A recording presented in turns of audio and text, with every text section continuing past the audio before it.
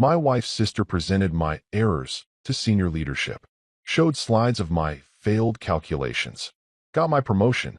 I sat through her entire presentation without saying a word. After she finished, I asked one simple question that made the room go silent. Look, I've been through some rough situations in my 32 years on this planet. I once sat through a 4-hour timeshare presentation in Florida just to get a free breakfast buffet that turned out to be stale bagels and something they called juice, but was clearly just orange-flavored sadness. I've survived Thanksgiving dinners where my Uncle Jerry explained cryptocurrency for 3 consecutive hours while my soul slowly left my body. Hell, I even made it through my college roommate's experimental jazz phase, which was less music and more, what if we tortured a saxophone in front of a live audience? But nothing, and I mean absolutely nothing, could have prepared me for the psychological warfare I was currently enduring in Conference Room B on this particularly soul-crushing Thursday afternoon. Picture this: a boardroom so quiet you could literally hear the fluorescent lights humming their song of corporate despair, and somewhere in the distance, I swear a spreadsheet was softly weeping. The temperature was set to that special kind of cold that makes you wonder if the AC is actually a cryogenic chamber designed to preserve middle management for future generations. Around the table sat 12 of my colleagues, each one wearing that glazed-over expression that said they'd rather be literally anywhere else, stuck in traffic, getting a root canal, watching paint dry in real time, you name it.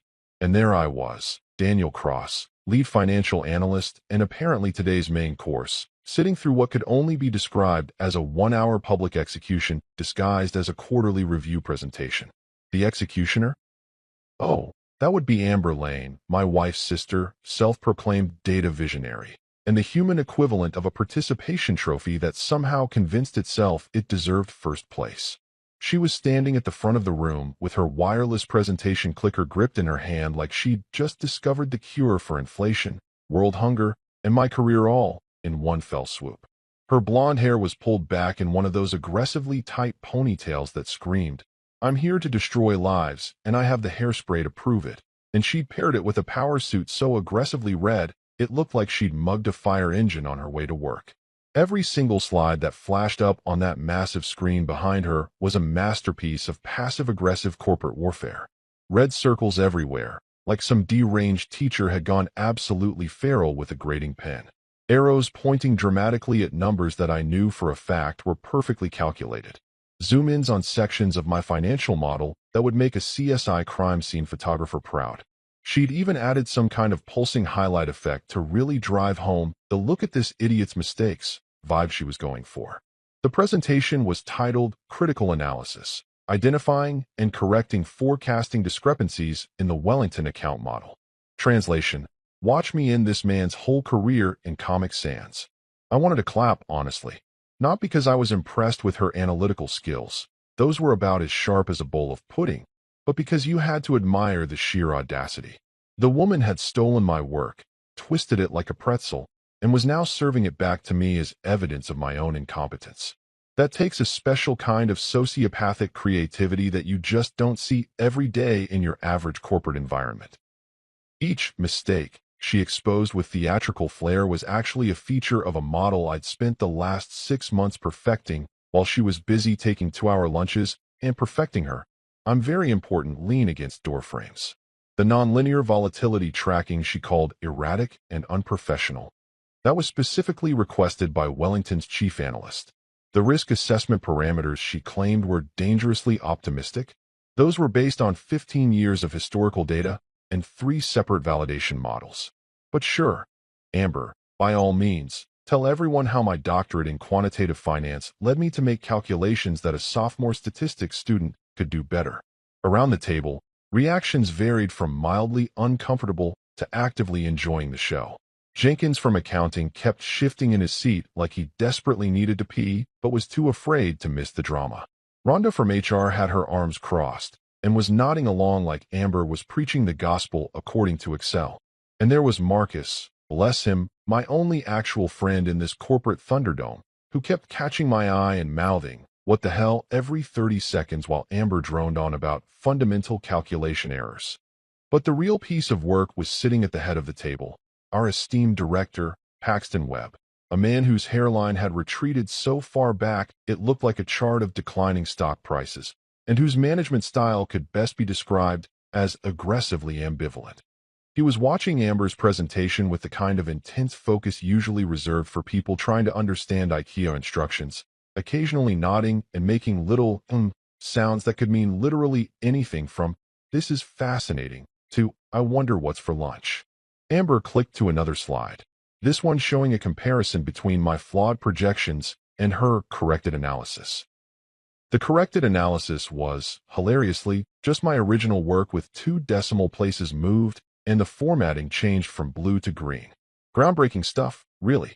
She might as well have put a different font on the Constitution and claimed she'd written a new founding document. "As you can see," she said, her voice dripping with that special kind of fake concern that people use when they're about to throw you under a bus, but want everyone to think they're doing you a favor. "Daniel's approach shows creative thinking, which we value, but it lacks the rigorous methodology required for a client of Wellington's caliber. I've taken the liberty of restructuring the entire framework to ensure accuracy and reliability." Creative thinking. That was code for "he's an idiot, but I'm too polite to say it directly." And she was stealing my promotion right there in front of me, in front of everyone, while probably already mentally redecorating the office that should have been mine. The presentation finally, mercifully, came to an end after what felt like several geological eras.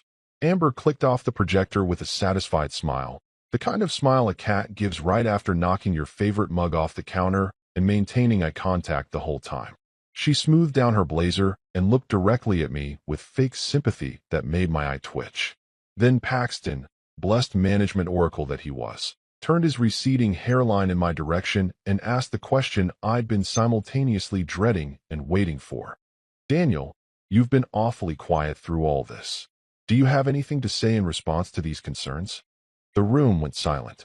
Not regular quiet, but that special kind of silence where everyone's holding their breath waiting for someone to either explode or implode, and honestly either option would be entertaining at this point. I could feel 12 pairs of eyes boring into me, waiting to see if I'd crumble, if I'd argue, if I'd have a complete meltdown and flip the conference table like some kind of corporate action hero. I took a slow sip of my coffee, which had gone from lukewarm to cold during Amber's presentation and now tasted like bitter regret with a hint of betrayal. I set the cup down carefully, leaned back in my chair with the casual confidence of a man who'd been holding pocket aces the entire time, and smiled. Not a big smile, just a small one, the kind that suggested I knew something nobody else in the room did. "Just one question," I said. The room froze. Amber's triumphant expression flickered just slightly. And somewhere in the universe, karma started warming up in the bullpen. I wasn't always the guy silently watching his reputation get barbecued over lukewarm coffee while his sister-in-law played executioner with a laser pointer. There was actually a time, believe it or not, when I was what you might call the golden boy of Wellington Financial Analytics. I know. Hard to picture now that I'm basically the corporate equivalent of a piñata, but stick with me here because this story gets worse before it gets better, which is really the American dream in reverse.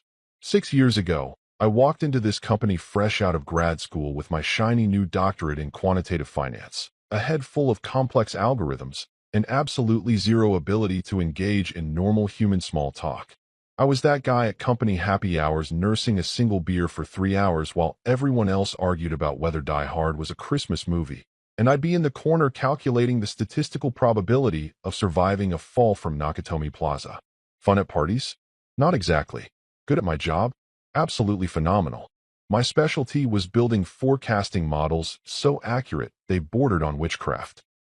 While everyone else was still using basic regression analysis and praying to the Excel gods, I was out here constructing neural networks that could predict market movements with the kind of precision that made senior analysts weep into their morning bagels.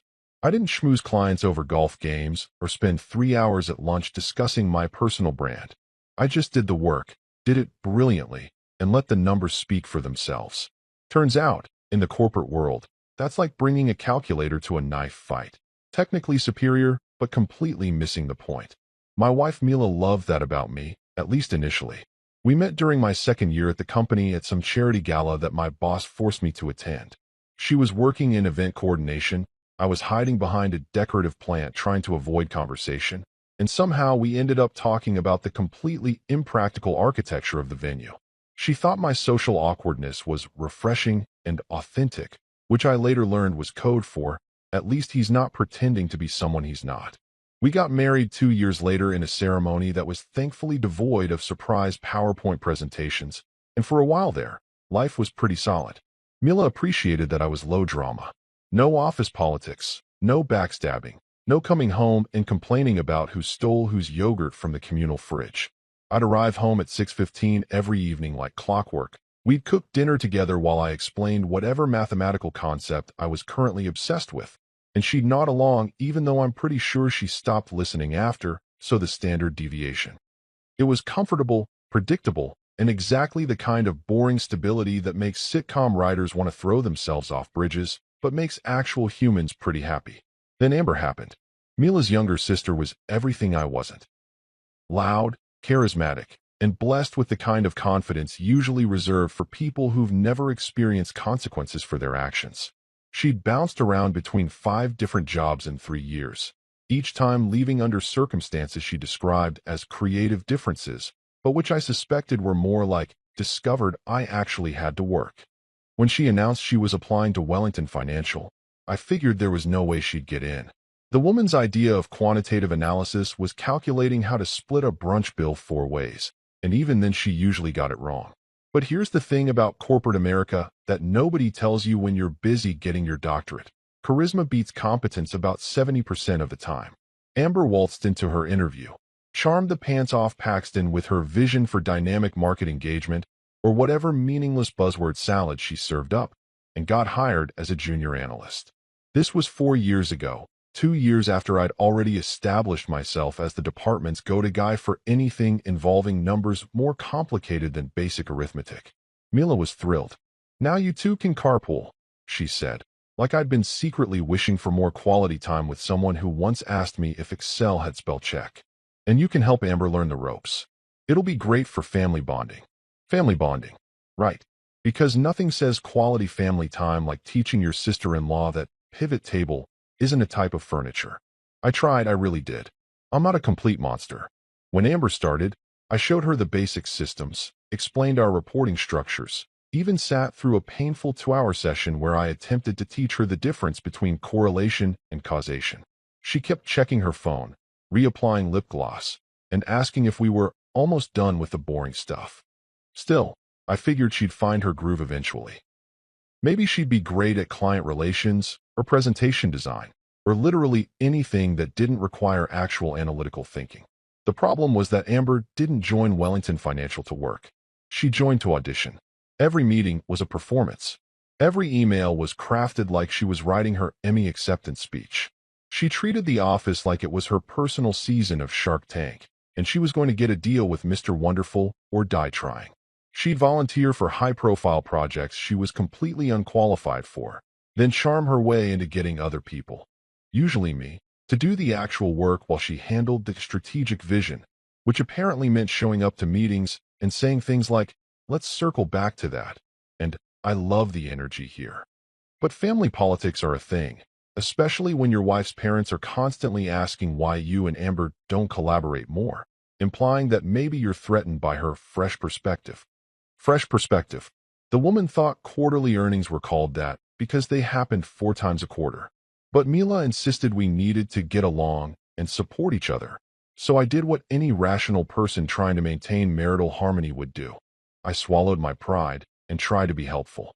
The turning point came about 18 months ago. Amber had somehow talked her way onto the Morrison account, a mid-sized client that needed a basic risk assessment model. It was straightforward work, the kind of thing that should take maybe a week if you know what you're doing. 3 weeks in, Amber still hadn't produced anything usable. She'd created 17 different slide decks about her process, but hadn't actually built a functional model. Mila cornered me one evening while I was trying to watch a documentary about the 2008 financial crisis. "Amber's really struggling with this Morrison thing," she said, in that tone that wasn't quite asking, but also wasn't not asking.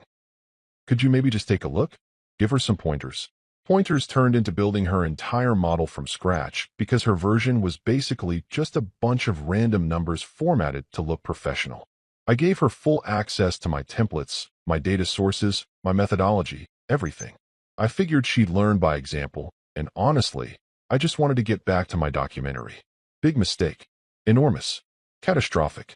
Like giving scissors to a toddler and hoping they'll cut paper instead of their own hair, the cat, and somehow the structural integrity of your entire home.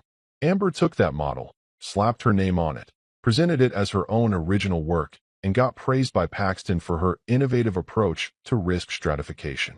I didn't say anything because what was I going to do? Run to management and complain that my sister-in-law stole my work? That's not low drama Daniel. That's petty guy who can't handle his wife's sister's success Daniel. So I stayed quiet, congratulated her when Mila insisted, and told myself it was a one-time thing. Narrator voice, it was not a one-time thing. The Wellington account wasn't just any client. This was the Mount Everest of financial consulting contracts, the kind of opportunity that comes around maybe once in a career if you're lucky, and twice if you've made some kind of dark pact with the finance gods. We're talking about a multi-million-dollar international investment firm with tentacles in 16 countries. The kind of client that drops more money on quarterly consulting fees than most people see in a lifetime. Landing their business meant CEO attention, board recognition, and a potential raise big enough to finally make my student loans stop, sending me threatening letters written in what I can only assume is the financial equivalent of ancient curses. When Paxton announced in our morning meeting that Wellington was looking for a firm to build them a proprietary predictive model for emerging market volatility, I swear I heard angels singing. Or maybe that was just the coffee machine wheezing in the break room. But either way, this was my moment. Everything I'd been working toward, every late night building algorithms while my college friends were out living their best lives, every conference I'd attended where I was the youngest person in the room by 20 years, it all came down to this. The brief was beautiful in its complexity. Wellington wanted something that could predict market movements before they happened, a model that could analyze thousands of variables simultaneously and identify patterns invisible to traditional analysis. They wanted to see emerging market crashes coming from 3 months out. They wanted to know which tech startups in developing economies would boom and which would bust. Basically, they wanted a crystal ball, but one backed by rigorous mathematical proof and peer-reviewed methodology. In other words, they wanted exactly what I'd been building in various forms for the past 6 years. I spent 2 weeks crafting the proposal, barely sleeping, living on a diet of coffee and whatever food Mila forced into my hands when she caught me working at 3 in the morning. I built neural networks that would make MIT professors jealous. I incorporated machine learning algorithms that adapted in real time to market conditions.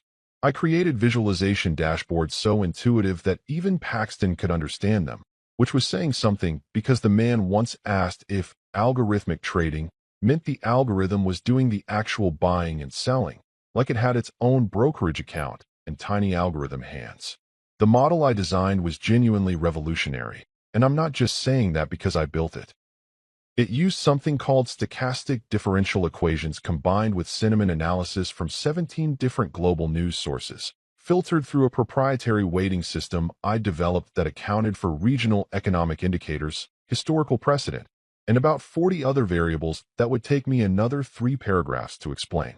The point is, it worked. In backtesting, it predicted market movements with 87% accuracy, which in the world of financial forecasting is basically like predicting lottery numbers. I submitted the proposal on a Friday afternoon, felt pretty damn good about myself, went home, and actually had a normal weekend for once. Mila and I went to some farmer's market where I bought overpriced artisanal cheese and pretended to care about the difference between heirloom tomatoes and regular ones. Life was good. I was going to nail this presentation, get the promotion, maybe finally buy a car made in this decade. Then Monday morning rolled around and Paxton called me into his office with that look on his face that managers get when they're about to ruin your day, but frame it as an opportunity for growth. Daniel, fantastic work on the Wellington proposal. He started, which should have been my first warning sign because Paxton complimenting anyone was like seeing a unicorn.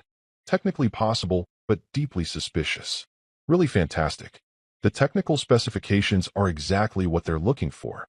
I waited for the other shoe to drop. In corporate America, Compliments are just the appetizers before the main course of disappointment. Now, Wellington is very particular about client relations, Paxton continued, leaning back in his chair that probably cost more than my monthly rent. They want someone who can interface with their executive team, handle the presentation aspects, really sell the vision alongside the technical specs. Right? I said slowly. I can do presentations. I've done dozens of. We're assigning Amber as your collaborator on this one. And there it was. The other shoe, dropping like an anvil in a cartoon, flattening all my hopes and dreams into a two-dimensional pancake of corporate politics. Amber, I repeated, because surely I'd misheard. Maybe he said amber, like the color, and we were redecorating the presentation slides. Maybe he said Amber Alert and was warning me about something. Anything other than what he actually said. She's got great client-facing skills, Paxton explained, like this made any sense at all. Really knows how to work a room. You two will make an excellent team. Your technical expertise and her interpersonal finesse. Interpersonal finesse. That was one way to describe someone whose main skill was talking confidently about things she didn't understand. I wanted to argue, to point out that Amber's idea of technical expertise was knowing how to change the toner in the printer, but Paxton had that look that said the decision was already made and this conversation was just a courtesy to make me feel like I had a say in my own professional execution. She'll handle the client meetings and presentations, Paxton continued. You focus on building the model, making sure everything's technically sound. Play to your strengths, right? Translation: shut up, do the math, and let Amber take the glory. But what was I going to do? This was still the Wellington account. This was still my chance at that promotion, that raise, that sweet validation that I wasn't just some socially awkward numbers guy destined to crunch data in obscurity until I retired and became that old guy at parties who corners people to talk about the beauty of statistical modeling. So I smiled, nodded, and said, sure, sounds like a great partnership. Narrator voice: it was not a great partnership. The project kicked off the following week, and I immediately understood the dynamic we were working with. I would spend 18-hour days refining the model, testing scenarios, debugging code, and optimizing performance. Amber would show up to meetings with Wellington's team, flash her pageant smile, and say things like our innovative approach to market prediction, and we've developed a groundbreaking methodology, while gesturing vaguely at slides I'd created at 4 in the morning. I didn't mind at first, honestly. I told myself that everyone has a role to play, and if her role was being the face of the operation while I was the brain, well, that was fine. I'm not naturally comfortable in client meetings anyway. I have this unfortunate tendency to get too deep into technical explanations, and before I know it, I'm 45 minutes into explaining the mathematical proof behind Brownian motion while my audience's eyes have glazed over like donuts. Amber, meanwhile, could charm anyone. She'd walk into Wellington's boardroom, and let me tell you, their boardroom made our office look like a storage closet, wearing designer suits that probably cost more than my car, and within minutes she'd have their senior analysts eating out of her hand. She remembered their kids' names, asked about their golf handicaps, laughed at their jokes that weren't funny. She was good at the game in a way I'd never be. The model came together beautifully over the next 3 months. Every test I ran exceeded expectations. The accuracy rates were climbing. Wellington's chief analyst, Dr. Patel, kept sending emails with subject lines like impressive results and exactly what we needed. I figured, fine, let Amber bask in the reflected glory. The numbers don't lie, and when this thing goes live and starts making Wellington obscene amounts of money, everyone will know who actually built it. Spoiler alert, I was adorably naive. The email arrived on a Tuesday morning with the subject line, Wellington Account Review Meeting, Mandatory Attendance, which is corporate speak for clear your calendar or clear your desk. I was 3 coffees deep into debugging a minor issue with the model's Asian market parameters when I saw it, sent by Paxton at 7:30 in the morning because apparently sleep is for people without middle management anxiety. The meeting was scheduled for Thursday at 2 p.m. in Conference Room B, which was the fancy one with the big screen and the chairs that didn't squeak when you moved, reserved for either impressing clients or destroying careers. I assumed it was the former. Looking forward to presenting our final results to the team, Amber had replied all within literally 90 seconds, with enough exclamation points to trigger a punctuation warning. So excited to share what we've accomplished. We, our. What a generous use of plural pronouns for someone whose biggest contribution to the project was correctly spelling Wellington in her emails about 60% of the time. I should have known something was wrong when Amber started acting weird on Wednesday.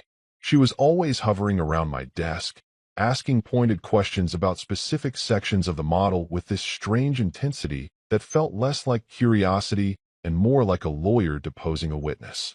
So this volatility tracking section, she'd say, peering over my shoulder at my screen with the subtlety of a hawk eyeing a field mouse. You're absolutely certain about these calculations? Like, you triple-checked them? Yes, Amber. I'd replied, not looking up from my work. I've been doing this for 6 years. I know how to check my calculations. Right, of course, she'd said.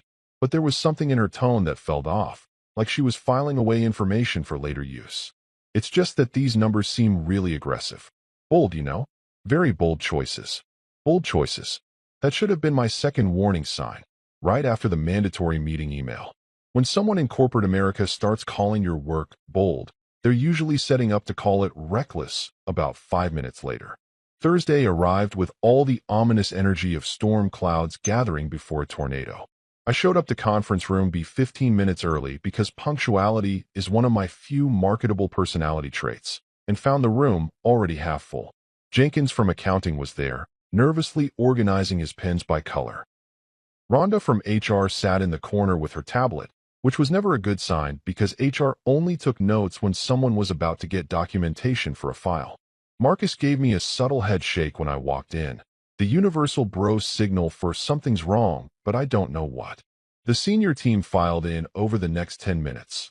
Paxton with his tragic hairline, our CFO Sandra Chun, who looked like she'd rather be literally anywhere else, and even Gerald Morrison, the CEO, which made my stomach drop because Gerald only showed up to meetings that were either extremely good news or catastrophically bad news, and given Amber's weird behavior, I wasn't betting on the former. Then Amber made her entrance. She strutted in wearing heels so sharp they could probably be classified as weapons in several states, paired with a power suit so aggressively red it looked like she'd mugged a fire engine and then had it professionally tailored. Her blonde hair was pulled back in one of those ponytails so tight I was concerned about her blood circulation, and she was carrying a leather portfolio that definitely cost more than my monthly student loan payment. She smiled at everyone like she was about to accept an Oscar, did this weird little wave at the CEO like they were old friends they'd met exactly once, and set up her laptop at the front of the room with the confidence of someone who'd never experienced consequences. "Thank you all for coming," she began, and my internal alarm system started blaring like a submarine about to implode. This was supposed to be our presentation. She'd insisted on that plural pronoun for 3 months, and now suddenly it was just her thanking everyone. "I know we're all busy, so I'll get right to it," Amber continued, clicking to her first slide. The title appeared on the screen, Critical Analysis, Identifying and Correcting Forecasting Discrepancies in the Wellington Account Model. I'm sorry, what? My brain needed a solid 3 seconds to process what I was seeing because surely I'd misread it. Critical analysis? Discrepancies? This was supposed to be a celebration of our successful model, a victory lap before full implementation. I looked at Marcus, who looked at me with the expression of someone watching a car crash in slow motion. Jenkins had stopped organizing his pens. Even Paxton looked confused, which was saying something, because confusion was basically his default state. Amber clicked to the next slide, and there it was, a screenshot of my model with red circles drawn around perfectly correct calculations like a teacher grading a failing exam. Big, aggressive red circles that screamed, "This is wrong," in visual form. "I'd like to address some concerning deviations in Daniel's forecasting model," she said, her voice dripping with fake concern so thick you could spread it on toast. She actually placed her hand on her chest like she was physically pained to be doing this. As his collaborator, I've had a front row seat to his process, and while I've tried to address these issues privately, I believe they're serious enough to warrant team discussion. The room temperature seemed to drop about 15 degrees. Everyone's attention swiveled to me like I'd just been accused of embezzlement. I sat there, coffee cup frozen halfway to my mouth, trying to process what was happening. This wasn't a presentation. This was a public execution, and I was the guest of dishonor. She made it sound like I'd accidentally crashed the global economy instead of building what was arguably the most sophisticated forecasting model Wellington had ever commissioned. Every slide was a new attack wrapped in corporate speak and false sympathy. Daniel's creative approach, she'd say, which everyone in that room knew was code for "this idiot doesn't know what he's doing." His unconventional methodology, meaning he's making it up as he goes. His aggressive risk parameters, translating to he's going to bankrupt our client and possibly trigger an international incident. My personal favorite was when she threw in this absolute gem. Daniel is a creative thinker, and we value that innovation here at Wellington Financial. We really do. But sometimes creativity crosses the line into chaos, and I think we've reached that point. Chaos. She actually said chaos. Like I was some kind of mad scientist building models in my basement while cackling maniacally, not a doctorate-holding analyst with 6 years of proven success. The only chaotic thing in this room was her confidence-to-competence ratio, which was so wildly skewed it should have been studied by mathematicians as proof that infinity actually exists. For 60 excruciating minutes, she systematically demolished every aspect of my work with the precision of a surgeon and the mercy of a honey badger. She questioned my data sources, the same sources Wellington specifically requested. She criticized my volatility calculations, which were based on peer-reviewed academic research. She even suggested that my visualization dashboards were unnecessarily complex, which was rich coming from someone who once asked me if we could just make the numbers bigger so they look more impressive. The entire time, I sat there sipping increasingly cold coffee like a man attending his own roast at a comedy club, except none of this was funny and I hadn't agreed to be here. People were taking notes. Rhonda was typing furiously on her tablet. Sandra Chun kept glancing at me with this expression that wasn't quite pity, but was definitely in the same neighborhood. Even Gerald looked concerned, and that man had the emotional range of a particularly stoic brick. When Amber finally clicked to her conclusion slide, recommended actions, complete model restructuring with enhanced oversight, I realized what this really was. This wasn't about fixing problems. This was a coup. She was going to take over the entire project, get the credit, get the promotion, and leave me looking like the incompetent idiot who couldn't build a functional model without adult supervision. The presentation mercifully ended, and Amber stood there basking in the aftermath like she'd just delivered a TED Talk that would change the world. The silence was so thick you could have cut it with a knife and served it at a funeral. Then Paxton turned to me with the expression of someone who'd rather be getting dental surgery without anesthesia. "Daniel," he said carefully, "you've been awfully quiet through all this. Do you have anything to say in response to these concerns?" The silence in that room was the kind you usually only experience right before a natural disaster hits. Thick, oppressive, and loaded with the sense that everything's about to change in a really dramatic way. 12 pairs of eyes were locked on me like I was a defendant waiting to hear a verdict, and honestly, the way Amber had just spent an hour roasting my professional reputation, I might as well have been. My coffee had gone from lukewarm to actively cold, probably out of sympathy for what it assumed was my imminent career death. Even the fluorescent lights seemed to be humming with anticipation, or maybe that was just the tinnitus from suppressing my rage for 60 consecutive minutes. Paxton was looking at me with this expression that I can only describe as, "Please don't make this worse," which was hilarious considering I wasn't the one who'd just committed professional murder via PowerPoint. Sandra Chun had her pen poised over her notepad like she was ready to document my final words for the company archives. Rhonda from HR had that look she gets when she's mentally calculating how many forms she'll need to fill out depending on how this conversation goes. And Gerald Morrison, our CEO, who probably made more in a day than I'd make in a year, was studying me with the cold, analytical stare of someone who'd built a financial empire by knowing exactly when someone was bluffing.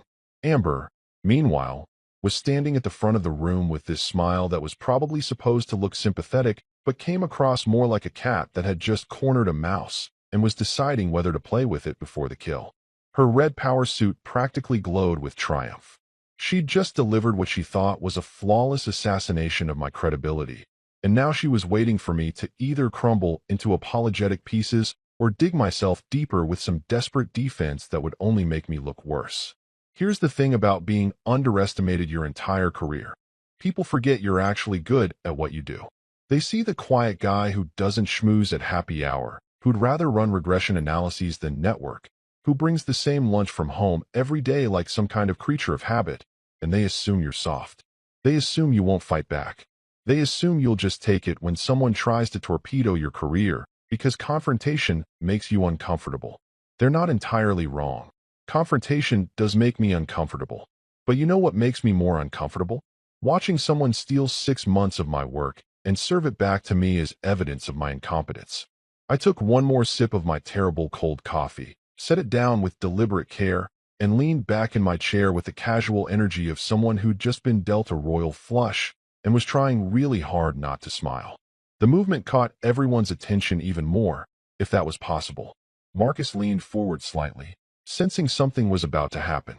Jenkins had actually stopped breathing, which seemed medically concerning, but was probably just his natural response to workplace drama. "Daniel?" Paxton prompted again, sounding increasingly nervous. "Any response to the concerns Amber has raised?" I let the question hang there for exactly 3 seconds longer than was comfortable, watching Amber's confident smile start to flicker just slightly at the edges. Her left eye did this tiny twitch that I recognized from family dinners when someone was about to contradict one of her stories. She wasn't quite nervous yet, but there was a hairline crack forming in that armor of absolute certainty. "Just one question," I said finally, keeping my voice calm and pleasant, like I was asking about weekend plans instead of preparing to dismantle her entire presentation. The room somehow got even quieter. I'm pretty sure Jenkins actually did stop breathing this time. I turned my attention fully to Amber, making direct eye contact for the first time since her presentation started.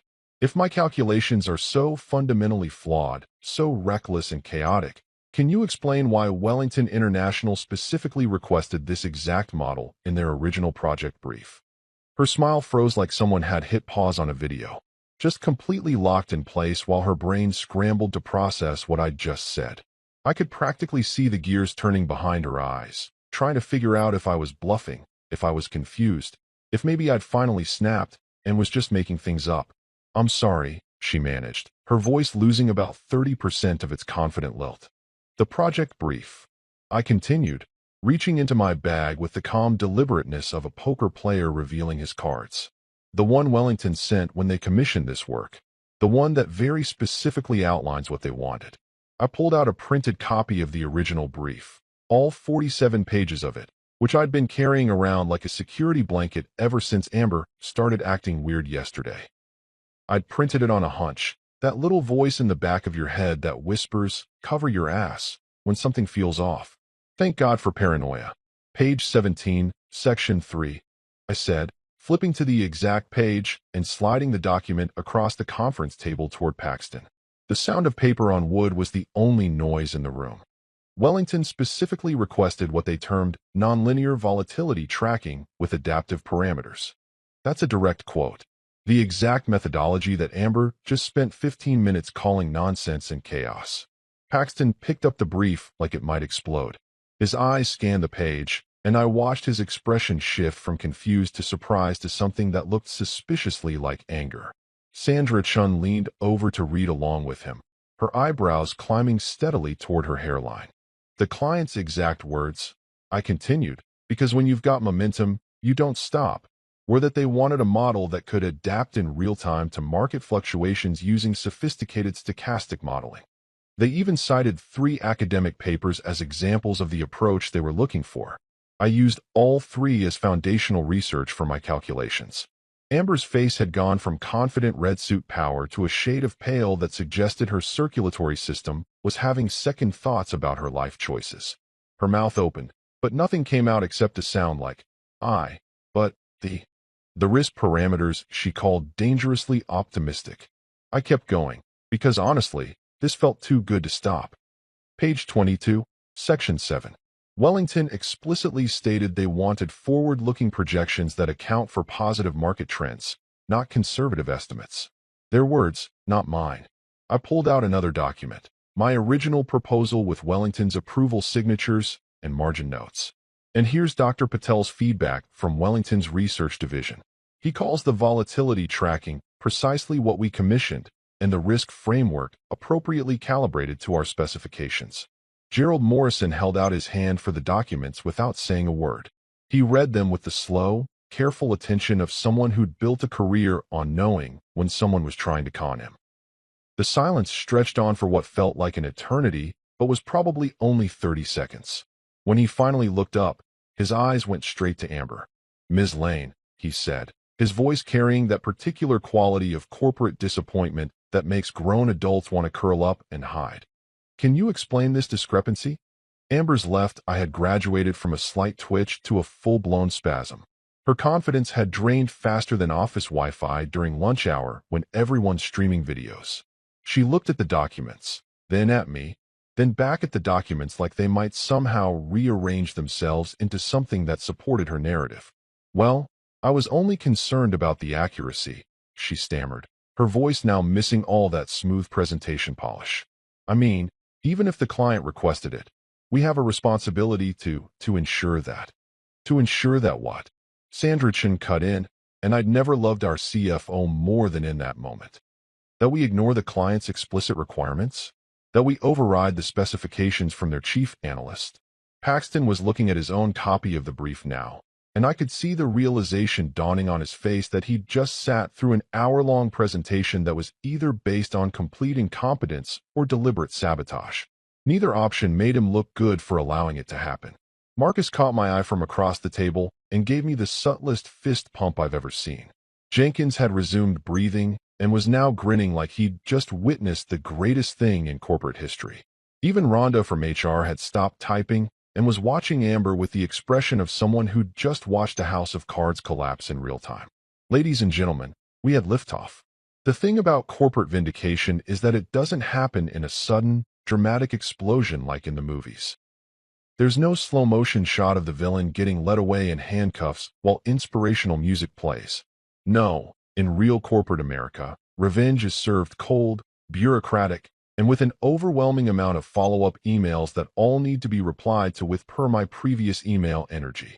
The meeting ended with Gerald Morrison doing that thing where powerful people stand up without saying anything, and everyone immediately knows the conversation is over. He collected the documents I'd provided, my safety net of paranoid documentation, and walked out with Paxton scrambling behind him like a puppy who knows he's about to get scolded for peeing on the expensive rug. Sandra Chin lingered just long enough to give me a nod that clearly said, "Well played," before following them out. The rest of the team filed out in uncomfortable silence, except for Marcus, who waited until Amber left before giving me a full fist bump and whispering, "That was the most beautiful thing I've ever witnessed in this hellhole." Amber herself practically ran out of that conference room, her designer heels clicking against the floor with the frantic rhythm of someone whose fight-or-flight response had firmly chosen flight. Her red power suit didn't look quite so powerful anymore, more like a target she'd painted on herself. I caught a glimpse of her face as she left, and if looks could kill, I'd have been filing for life insurance. But here's the thing about attempted career murder. When you miss, you better be ready for the consequences. I went back to my desk, opened my email, and did what any reasonable person would do after professionally eviscerating their sister-in-law in front of the entire senior management team. I ordered lunch from that Thai place that's definitely too expensive for a regular Thursday, but felt appropriate for a celebration. Pad Thai never tasted so good as when seasoned with the sweet, sweet flavor of vindication. By the next morning, the fallout had officially begun. I arrived at the office at my usual time, 7:45, because I'm predictable like that, to find that Paxton had already scheduled an emergency conference call with Wellington's lead researcher, Dr. Patel. This was the guy who'd been our primary contact throughout the project, a genuine genius with a PhD from Cambridge and the kind of calm, measured demeanor that made you trust everything he said. If Dr. Patel said your model was good, your model was good. If he said it was garbage, you started updating your resume. The call was scheduled for 8:30, which gave me just enough time to brew a proper pot of coffee and mentally prepare for what I assumed would be either my complete exoneration or the discovery that I'd somehow been wrong about everything and would need to move to a different country out of shame. Corporate anxiety is fun like that. Gerald Morrison joined the call personally, which told me this had escalated way beyond a simple project review. Paxton was there looking like he'd aged 5 years overnight, which frankly was an improvement on his usual expression. Sandra Chun participated from what looked like her car, apparently considering this important enough to dial in during her commute. And Amber was notably, gloriously absent. Dr. Patel, thank you for making time on short notice. Gerald opened, using his smooth CEO voice that probably cost him thousands in executive coaching.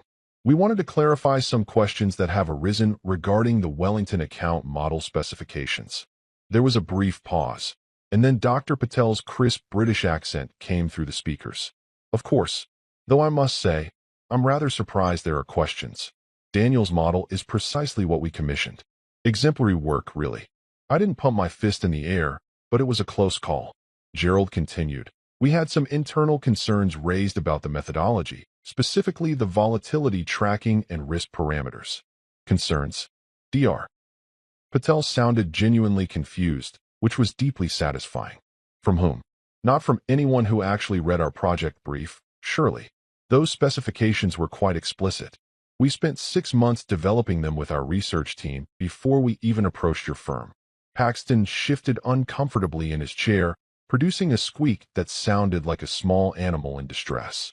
There were questions about whether the approach was perhaps too aggressive. Aggressive? Dr. Patel actually laughed, which I don't think I'd ever heard him do before. Mr. Webb, we're not investing in treasury bonds here. We specifically sought out a model that could handle emerging market volatility with sophisticated adaptive algorithms. Conservative projections are useless to us. We can get those from any first-year analyst with Excel. What Daniel built is precisely the kind of forward-thinking analysis we need. Frankly, it exceeds our expectations. Gerald leaned back in his chair, looking directly at Paxton with an expression that suggested someone's performance review was going to be very interesting this year. That's very helpful clarification, Dr. Patel. We appreciate your time. After the call ended, Gerald stayed on the line. Daniel, stay? Everyone else, we're done here. The virtual meeting room cleared faster than a bar at last call. Suddenly, it was just me and the CEO, which was either very good or spectacularly bad, and I genuinely couldn't tell which. I've read through your proposal documents thoroughly, Gerald said, pulling up something on his screen.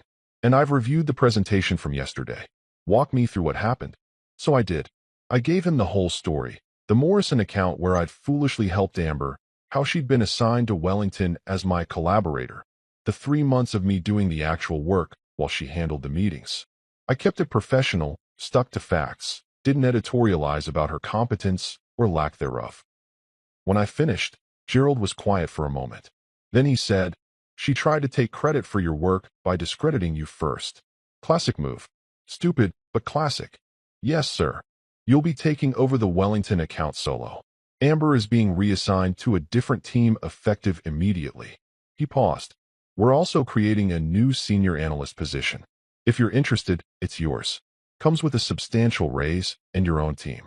I had to physically stop myself from doing a victory dance in my desk chair. I'm very interested. Thank you. Don't thank me. You earned it. Just do me a favor and actually delegate sometimes. Can't have my senior analysts burning out before 40. The call ended, and I sat there for a solid minute just processing what had happened. I'd gone from public humiliation to promotion in less than 24 hours. This was the corporate equivalent of getting knocked down in the first round and coming back with a knockout punch in the second. The news spread through the office faster than rumors about free donuts in the break room. By lunch, everyone knew Amber had been reassigned to some back-end reporting position that was basically corporate Siberia. Marcus brought cupcakes to my desk, just because. Even Jenkins stopped by to tell me he'd always believed in my methodology, which was definitely not true, but I appreciated the sentiment. My phone stayed suspiciously quiet all day. No congratulations text from Mila. No calls. Nothing. That was fine. I'd deal with the home front later. Right now, I was enjoying my first drama-free afternoon in months. That night, I got home around 7 to find Mila sitting at the kitchen table with her laptop, a glass of wine, and the expression of someone who'd been practicing a speech all day. Congratulations on the promotion, she said with all the enthusiasm of someone congratulating a parking ticket on being successfully issued. Thanks. I replied carefully, setting down my bag and trying to read the room. The room was reading hostile with a chance of uncomfortable conversations. Amber called me. Ah, there it was. She's pretty upset. I imagine she is. She said you humiliated her in front of the entire senior team. Mila's tone had that edge that wives develop when they're trying to be fair but are definitely taking someone's side, and it wasn't mine. I poured myself a glass of water, took a breath, and turned to face her. Amber spent an hour trying to destroy my career with a presentation full of incorrect accusations. I simply pointed out that she was wrong. With documentation. That's not humiliation, that's fact-checking. She was just trying to ensure quality control. Mila. I cut her off, which I almost never did. She didn't read the project brief. She didn't understand the client requirements. She tried to take credit for my work by making me look incompetent.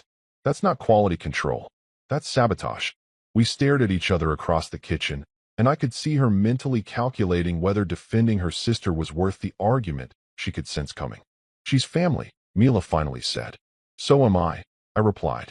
And I'd appreciate it if my wife could maybe be happy that I didn't just lose my job. She sighed, took a long sip of wine, and we agreed to table the discussion for later, which in marriage language means we're both mad but too tired to fight about it properly.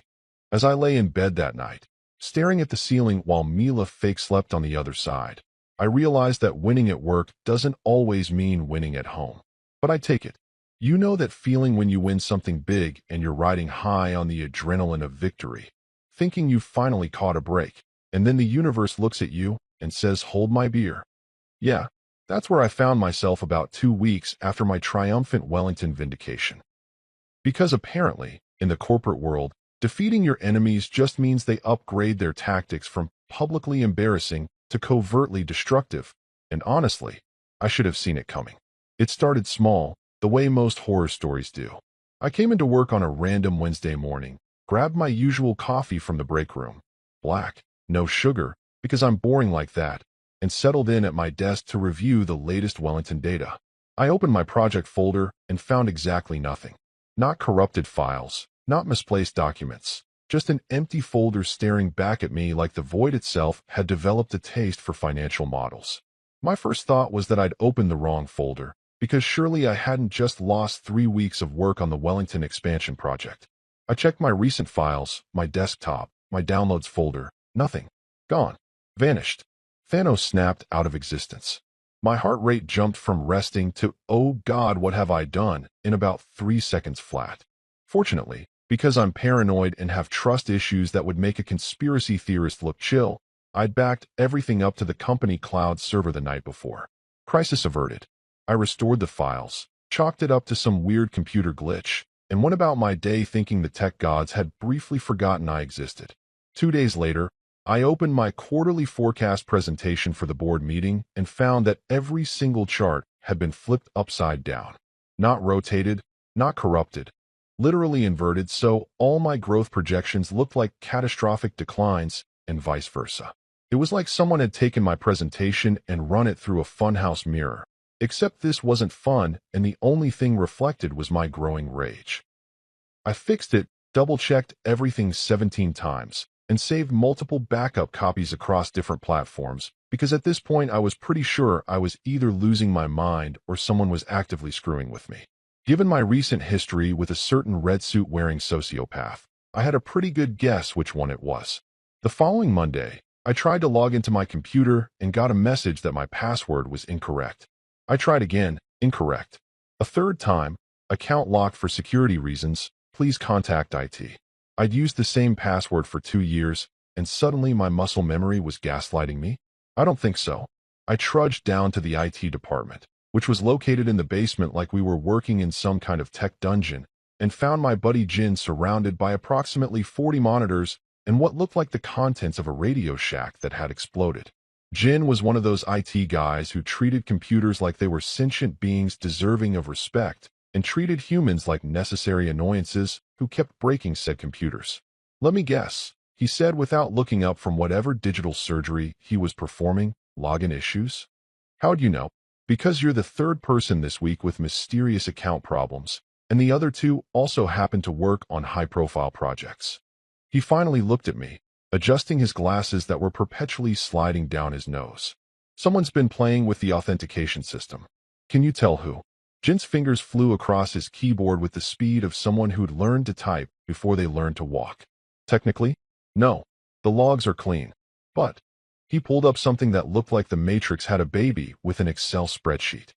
There's been unusual access patterns from a terminal in conference room C. Late nights, weekends. Someone who shouldn't be here is definitely here. Conference room C was right next to the back-end reporting bullpen where Amber had been reassigned. Coincidence? In a world where gravity exists and water is wet, maybe. In this office? Absolutely not.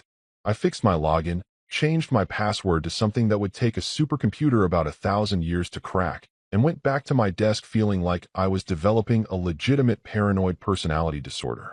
The problem with paranoia is that sometimes you're actually right, and being right doesn't make you feel better. It just makes you more paranoid. That night, I did something I'm not particularly proud of. I started keeping physical backups of everything. I'm talking printed documents, external hard drives hidden in my desk drawer, USB sticks in my gym bag. I became that guy who saves 17 versions of the same file with increasingly elaborate naming conventions like Wellington _ model _ final _ V3 _ actual _ final _ for _ real _ this _ time. I was sleeping maybe 4 hours a night, jolting awake at 2 in the morning convinced I'd forgotten to back up something crucial. Mila noticed, obviously, because subtle I am not. "You're being paranoid," she said one evening while I was backing up files at 11 p.m. instead of, sleeping like a normal human being. "I'm being prepared," I corrected, clicking save for the 18th time. "Amber's not even on your team anymore. She's in a completely different department. You won. Can you please just let it go? Let it go." Right. Because people who try to destroy your career with PowerPoint definitely just accept defeat gracefully and move on with their lives. That's definitely how vindictive people work. I didn't bother arguing because Mila had made it crystal clear that she considered the whole Wellington incident resolved, and any continued concerns about her sister were just me being unable to move forward. Family loyalty is a hell of a drug, and my wife was apparently mainlining it. The weirdness continued for another week. Files mysteriously moving folders, email drafts disappearing, my desk chair adjusted to a height that suggested someone who wasn't me had been sitting in it. I started coming in earlier, leaving later, basically treating the office like a crime scene that I needed to monitor personally.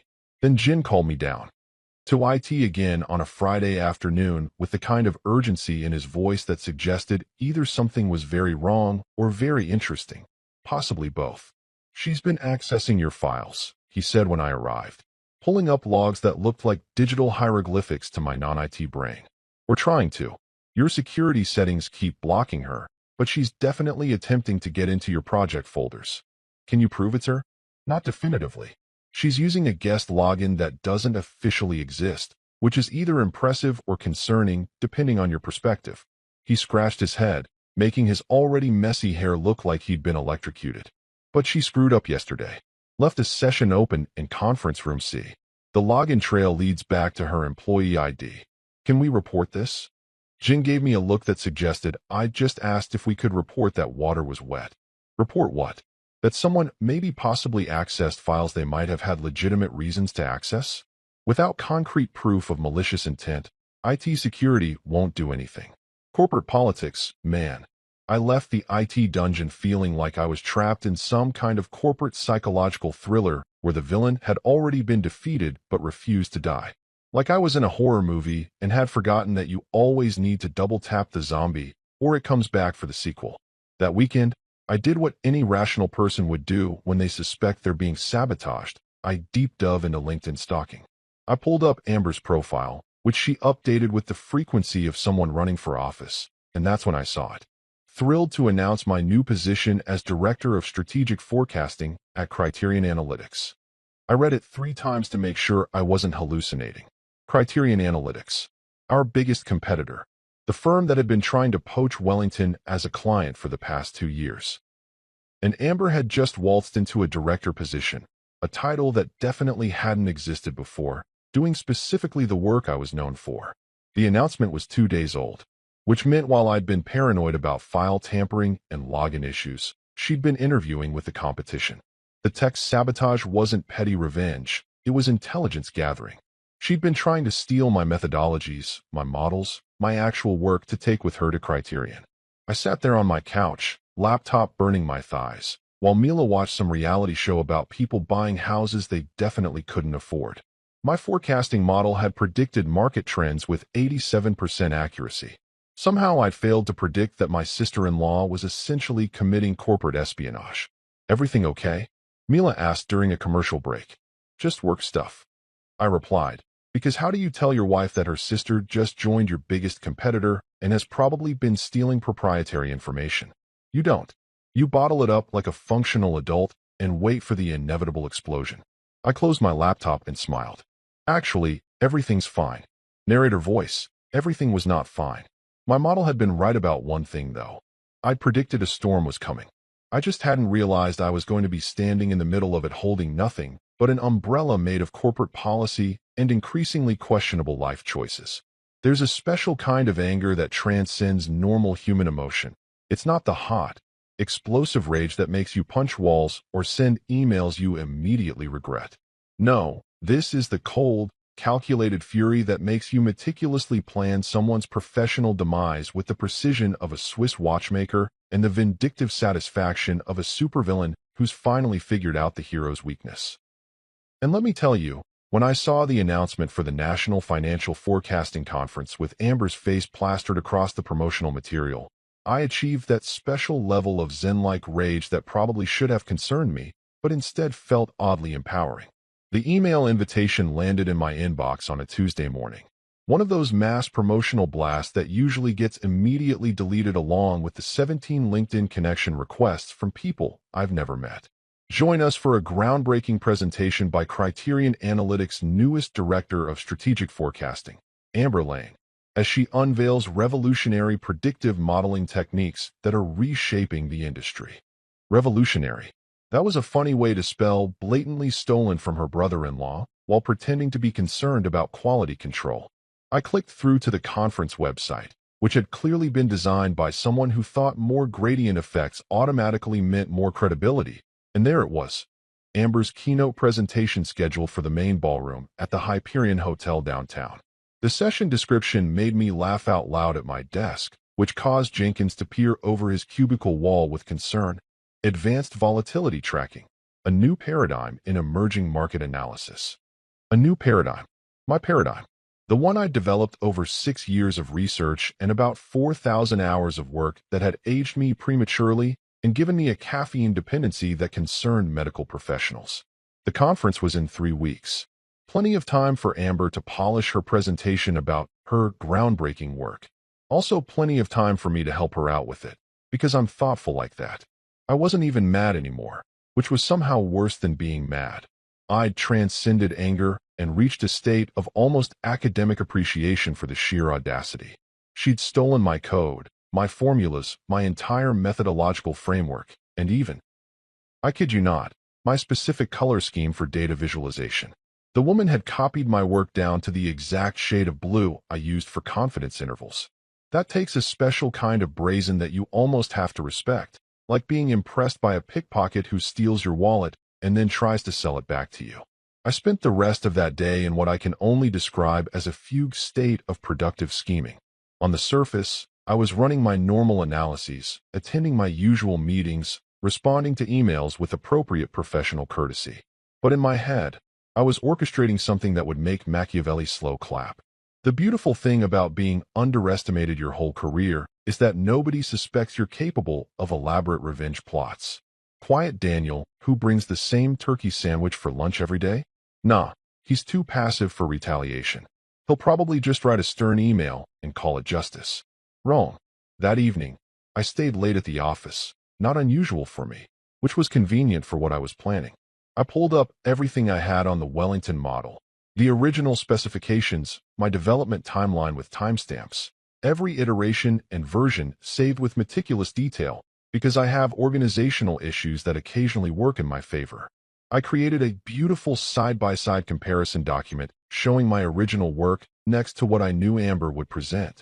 It was like one of those expectation versus reality memes, except both sides looked identical because she'd literally copied my homework. The masterstroke, though, was finding that one typo I'd made in version 12 of the model, a transposed digit in a reference formula that didn't affect the calculations but was distinctive enough to be a fingerprint. I'd caught it and fixed it in version 13, but if Amber had stolen version 12 like I suspected, that typo would be in her presentation. It was the mathematical equivalent of leaving a trap for someone copying your work, except I'd done it accidentally and was now retroactively calling it genius. Marcus found me around 8 p.m., still at my desk surrounded by printouts and looking like a beautiful mind detective board without the actual string connecting everything. Dude, you okay? You've got that look. What look? The look people get right before they do something either really brilliant or really stupid, and it's honestly 50-50 which one. He leaned against my cubicle wall, arms crossed. This is about Amber, isn't it? I filled him in on the conference, the keynote, the whole situation. Marcus listened with increasing delight, his grin growing wider with each detail. So what are you going to do? I'm going to help her with her presentation, I said innocently. Help her? Yep. Make sure she has all the visual aids she needs for a comprehensive, thorough demonstration of her work. Marcus's eyes lit up like a kid on Christmas morning. You beautiful, petty genius. What do you need? What I needed, it turned out, was information about how conference presentations actually worked. I'd been to plenty of these things, but never paid attention to the technical side. I just showed up, gave my talk from my own laptop, and left. But for larger keynotes with hundreds of attendees, presentations usually got loaded onto the venue's system ahead of time for quality control and to avoid technical difficulties, which meant there was a window of opportunity between when Amber submitted her slides and when she actually presented. I spent the next week doing something I'm particularly good at: research. I found out the conference used a company called Event Tech Solutions for their presentation management. I learned that presenters typically submitted slides 5 to 7 days before the event. I discovered that the system allowed for last-minute technical updates if you had the right access credentials. And most importantly, I found out that the event coordinator was a woman named Patricia who answered her phone during business hours and was remarkably trusting when someone called claiming to be from the tech team doing quality assurance testing. Look, I'm not saying I'm proud of what I did next. I'm just saying that sometimes righteous indignation plus technical knowledge plus a complete lack of moral supervision equals creative problem solving. I called Event Tech Solutions exactly 1 week before the conference, using my most professional voice, the one I reserve for dealing with difficult clients and IRS auditors. Hi, this is Daniel Cross from the Wellington Financial Technical Team.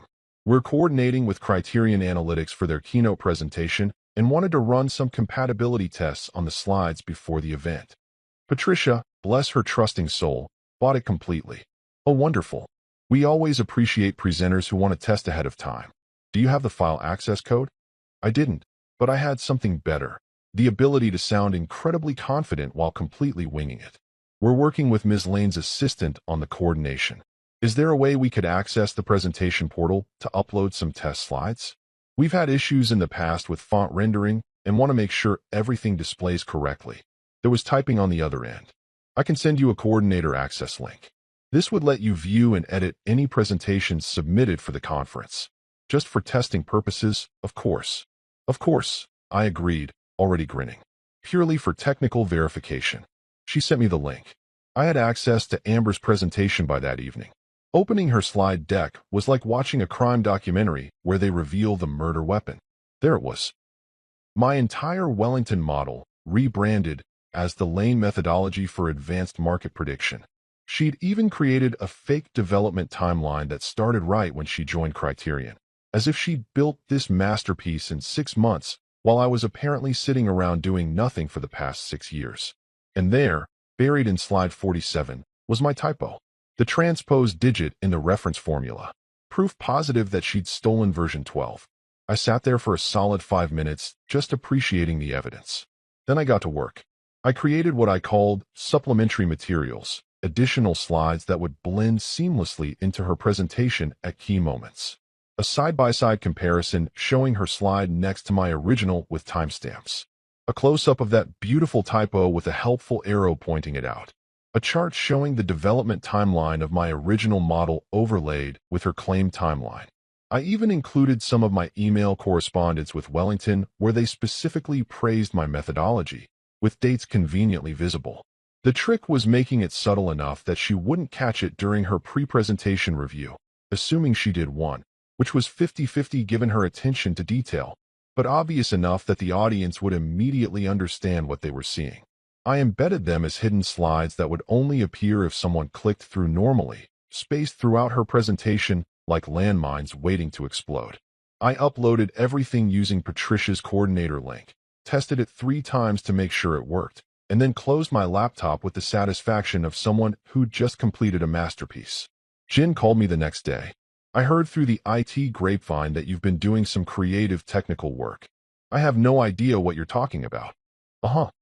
Well, hypothetically, if someone were to have done something clever involving conference presentation systems, I'd want to remind them that digital fingerprints exist and covering tracks is important. Hypothetically, I might have noticed some unusual access logs and cleaned them up. You know, routine maintenance. God bless IT departments and their flexible interpretation of security protocols. Was it petty? Absolutely. Was it deserved? Without question. Was I going to feel bad about it? Check back with me never. The National Financial Forecasting Conference was being held at the Hyperion Hotel, which was one of those massive downtown convention centers that tries way too hard to look futuristic and ends up looking like a spaceship designed by someone who'd never actually seen a spaceship.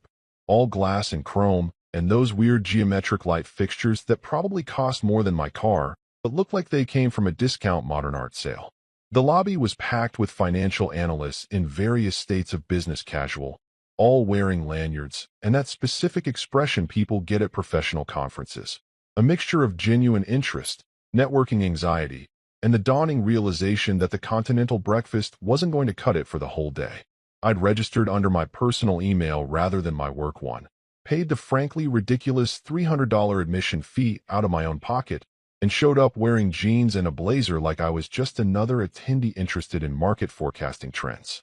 Nobody from Criterion would recognize me. I'd never dealt with them directly, and my LinkedIn profile picture was from 2019 when I had different glasses and significantly more optimism about humanity. I was functionally invisible, which was exactly how I wanted it. The conference schedule had Amber's keynote as the 11 a.m. session in the Grand Ballroom, which was apparently their biggest venue and could hold about 400 people. I grabbed what the hotel was generously calling coffee from the refreshment station. It tasted like someone had explained the concept of coffee to hot water and hoped for the best, and a handful of those sad mini muffins that conferences always serve, the ones that are about 60% wrapper and 40% disappointment. Then I strategically positioned myself near the back of the ballroom, far enough from the stage that I wouldn't be noticed, but close enough to see everything unfold in glorious high definition. The room filled up fast. Apparently Criterion had done a solid job promoting their revolutionary new methodology, and financial analysts love nothing more than the promise of an edge in predictive modeling. It's like catnip for nerds. People filed in clutching their programs, finding seats, doing that awkward small talk thing where everyone pretends they remember meeting at last year's conference. I spotted a few familiar faces from the industry, analysts from competing firms, a couple of academics I recognized from published papers, and holy shit, was that Dr. Patel from Wellington sitting in the third row? This just got infinitely better. Dr. Patel was sitting there with a tablet and a notepad, looking exactly like someone who took professional presentations very seriously. Which made sense because the man had a Cambridge PhD and had probably sat through about 10,000 presentations in his career, most of which were probably terrible. He would absolutely recognize my work if he saw it. Hell, he praised it extensively during the Wellington contract. Having him in the audience was like having a surprise expert witness show up at your trial. Unplanned, but absolutely perfect. The lights dimmed at exactly 11. Because conferences run on the kind of rigid scheduling that makes German trains look spontaneous. A woman in a Criterion Analytics blazer took the stage to do the introduction, going through Amber's completely fabricated credentials with the enthusiasm of someone reading a phone book. Director of Strategic Forecasting, pioneering work in volatility prediction, revolutionary methodologies. I had to bite my muffin to keep from laughing, which was a mistake because it tasted like sweetened cardboard and regret. Then Amber made her entrance. She was dressed to kill in a silk designer outfit that probably cost what I made in a month, her hair in perfect waves that had definitely required professional intervention, looking like she was about to give a TED Talk that would change the world. The confidence radiating off her could have powered a small city. She walked to the podium like she owned not just the room, but the entire concept of financial forecasting, smiled at the audience with those perfectly whitened teeth, and clicked her remote to start the presentation. "Good morning, everyone," she began, her voice projecting with the practiced ease of someone who'd rehearsed this in front of a mirror approximately 1,000 times. "Today, I'm thrilled to share with you a breakthrough in predictive modeling that represents years of dedicated research and innovation." Years. Plural. My years, specifically, but who's counting? The first few slides went fine. Title card, introduction to criterion analytics, some generic statements about the importance of accurate market forecasting. Standard opening stuff that could have applied to literally any presentation ever given about finance. The audience was attentive, but not particularly excited yet. Just analysts being politely professional while checking their phones under the table. Then she got to the meat of it. "The Lane methodology," she announced, clicking to a slide that showed her volatility tracking framework. It was my model down to the last decimal point, my color scheme, my specific way of visualizing confidence intervals. I'd spent months perfecting that visualization because standard charts made complex volatility patterns look like abstract art, and she was presenting it like she'd birthed it fully formed from her own genius. "Traditional forecasting relies on linear assumptions," she continued, really getting into her rhythm now. "But markets aren't linear. They're chaotic, unpredictable, influenced by countless variables. What I've developed is a nonlinear approach that adapts in real time." Click. The slide changed to show exactly what she'd described, and right next to it, a second image appeared. My original slide from the Wellington presentation. Same content, same formatting. Timestamped 6 months before she even joined Criterion. The slides sat there side by side like twins separated at birth and reunited on Jerry Springer. The audience stirred. I heard someone in the second row say, "Wait, what?" Amber froze mid-gesture, her perfectly practiced hand movement suspended in air like someone had pressed pause on reality. She stared at the screen, and I watched in real time as her brain tried to process what was happening. You could practically see the Windows error message playing behind her eyes. "There must be a..." she started, clicking her remote to advance. The presentation moved forward, showing her next explanation of the risk parameters. Click. Another comparison slide appeared.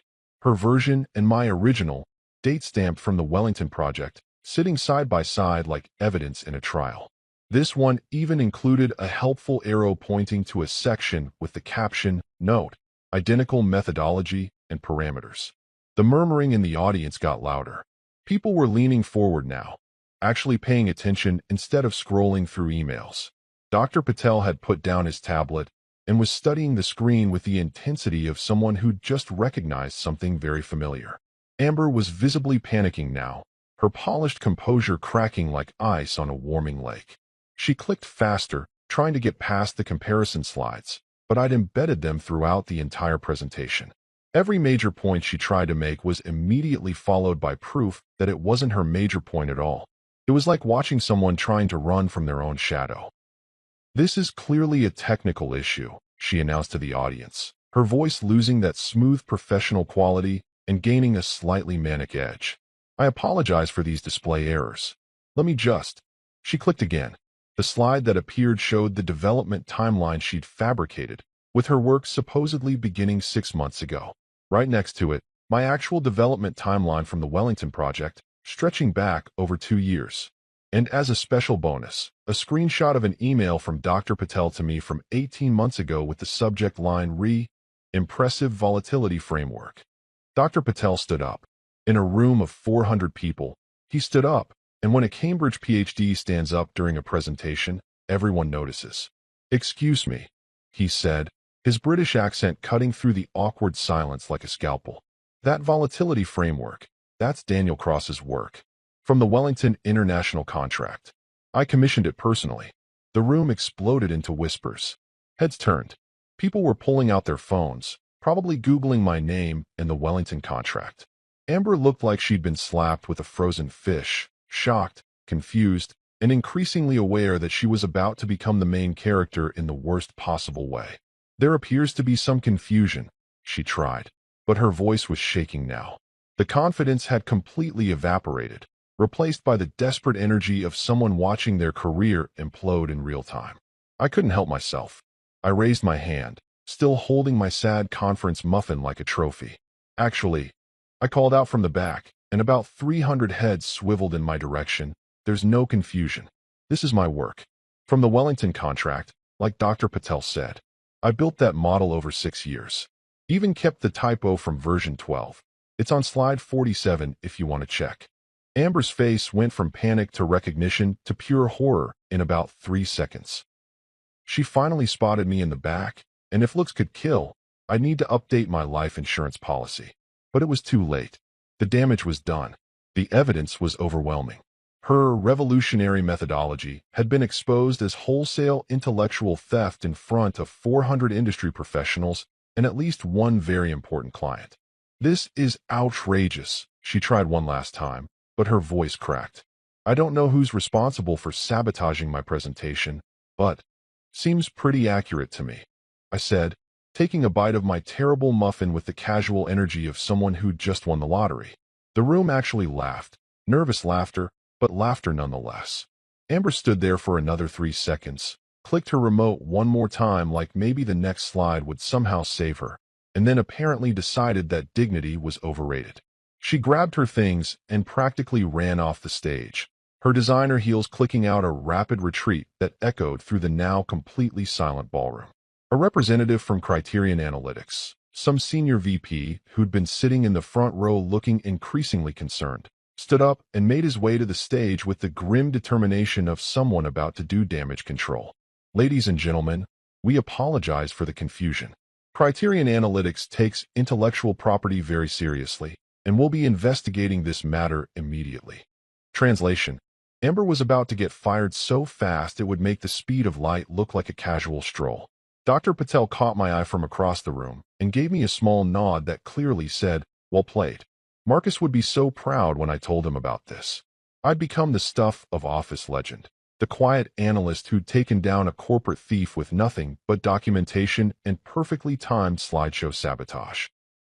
I finished my muffin, dumped my terrible coffee in the nearest trash can, and walked out of that ballroom feeling like I'd just completed the most satisfying project of my entire career. Revenge, it turns out, really is best served cold, and preferably in PowerPoint format with plenty of backup documentation. A week after the conference catastrophe, Criterion Analytics issued a carefully worded statement that basically translated to "Amber Lane has been fired, and we're pretending we had no idea she was a fraudulent disaster." The official line was, "Ms. Lane has left the company by mutual agreement to pursue other opportunities," which is corporate speak for she's unemployed and probably updating her resume while stress-eating ice cream and blaming Mercury retrograde for her problems. The financial industry loves gossip more than teenage girls at a sleepover, so the story spread faster than a data breach at a social media company. I became something of an underground legend, the quiet analyst who'd orchestrated the most spectacular conference takedown in recent memory. Dr. Patel sent me a bottle of extremely expensive scotch with a note that just said, "Brilliant." Marcus made me recount the story at least 7 times to different people in the office who wanted to hear it directly from the source. Paxton, sensing an opportunity to look like he'd been on my side all along, offered me a new title, Chief Methodology Officer, with a raise substantial enough to make my student loans actually seem manageable for the first time in a decade. I accepted with the kind of calm satisfaction that comes from knowing you've won so completely that gloating would be redundant. The best part? The absolute sweet silence from Amber. No texts, no calls, no passive-aggressive social media posts. Just beautiful, peaceful nothingness. When Mila tentatively asked if I'd forgiven her sister over dinner one night, I smiled and said, "Of course. Forgiveness is free, just like her career now." Sometimes revenge doesn't need shouting or drama. It just needs good documentation, perfect timing, and the patience to watch someone destroy themselves with their own stolen PowerPoint. And if you ever find yourself in a meeting where someone's publicly trying to destroy your work, don't panic. Just wait, smile, and ask one simple question. The rest will handle itself.